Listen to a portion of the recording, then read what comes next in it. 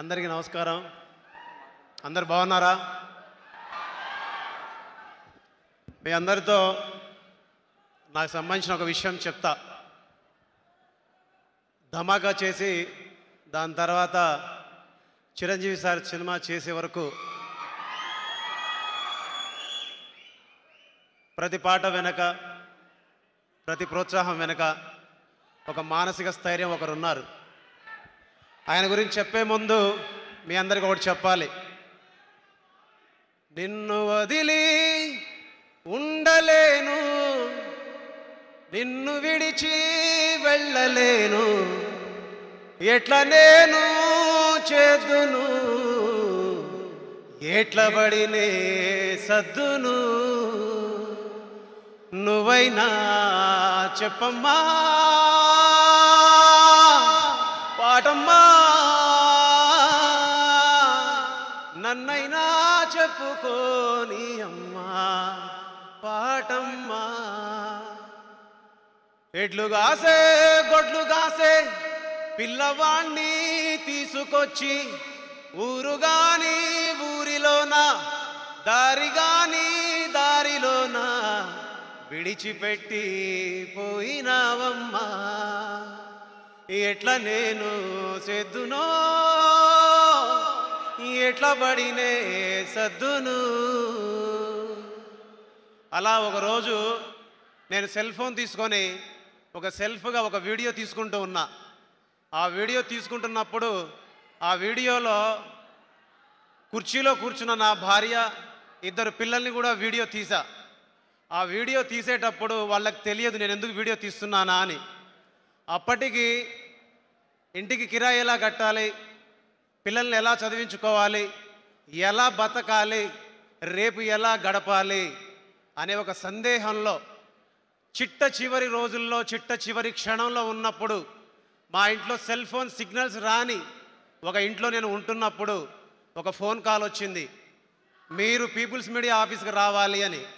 మీరు ఎవరిని పిలిచారంటే బీమ్స్ మీరేనా అంటే నేనే అన్నాను.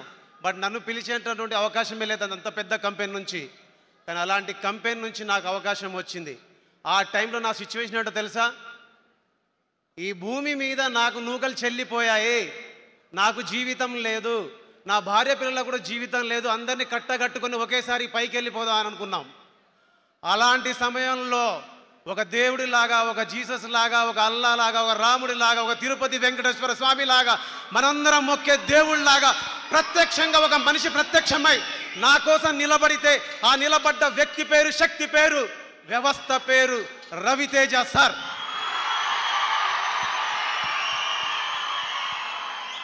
మాటల్లో చెప్పాలంటే ప్రేమ, పాటల్లో చెప్పాలంటే భక్తి.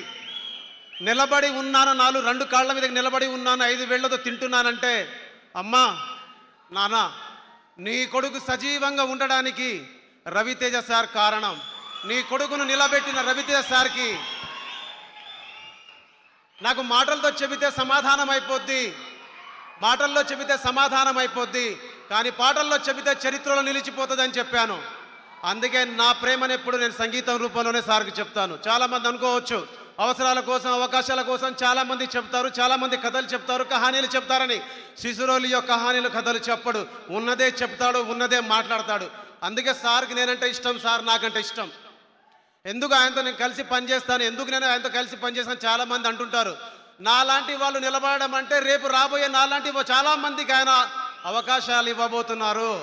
ఆయన ఇక్కడ ఉండడం అంటే మనలాంటి చాలామంది ఇక్కడికి వచ్చి నిలబడటం, ఆయన ఇక్కడ సినిమాలు తీయడం అంటే మనలాంటి చాలామంది పాటలకి ప్రత్యక్ష రూపం రావడం, ప్రపంచంలో సమాజంలో మనందరికీ పేరు రావడం, మన అందరి తల్లిదండ్రుల ముందు మనంతటా మనం గర్వంగా నిలబడి ఇదిరా నీ కొడుకు అని చెప్పడం. అందుకే రవితేజ సార్ అంటే నాకు ఇష్టం.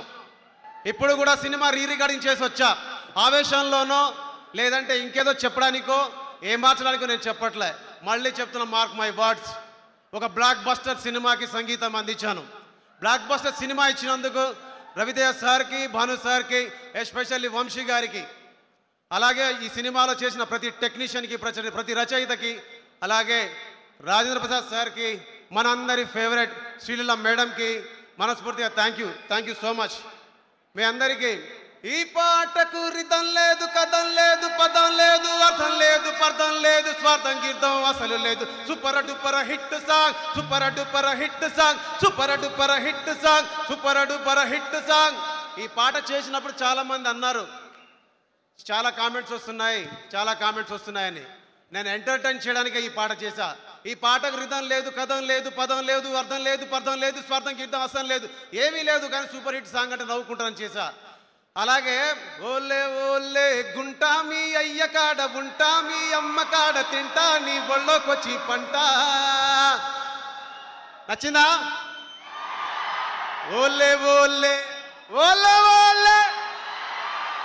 థియేటర్లో ఈ అరుపుల కోసం వెయిటింగ్, ఈ చప్పట్ల కోసం వెయిటింగ్. అలాగే మ్యూజిక్ డైరెక్టర్ గారు 2 విషయాలు చెప్పాలి మీ అందరికీ. మనందరి మధ్యన లేరు. तुम मेरा लवर लवर लवर, मैं तुझको दिया फ्लावर. तुम मेरा लवर लवर लवर, గుండెల్లో గుచ్చినవే ఫ్లవర్. చక్రి గారిని ఏఐ రూపంలో మళ్ళీ మీ అందరి ముందు తీసుకొచ్చిందో గర్వపడుతున్నాను. చక్రి సార్ ఎక్కడున్నా ఆయన ఆత్మకు శాంతి చేకూరాలని మనస్ఫూర్తిగా కోరుకుంటున్నాను. ఈ సినిమాలో పాటలు పాడిన సింగర్స్కి, అలాగే ప్రత్యేకంగా మర్చిపోయాను హేషం అబ్దుల్ గారికి thank you so much sir, అడిగిన వెంటనే ఈ సినిమాలో పాట పాడినందుకు. అలాగే పాటలు రాసిన రచయితలందరికీ. సినిమా సక్సెస్ మీట్లో మీ అందరితో మాట్లాడతాను, అప్పుడు అందరిని ఒక్కొక్కరిగా తీసుకొచ్చి పరిచయం చేస్తాను. Thank you so much everyone, love you. Thank you so much Bheems గారు. We too love your music. Scene ఏదైనా సరే తీసేస్తారు మీరు. అండ్ ఇప్పుడు డైరెక్టర్ గారు.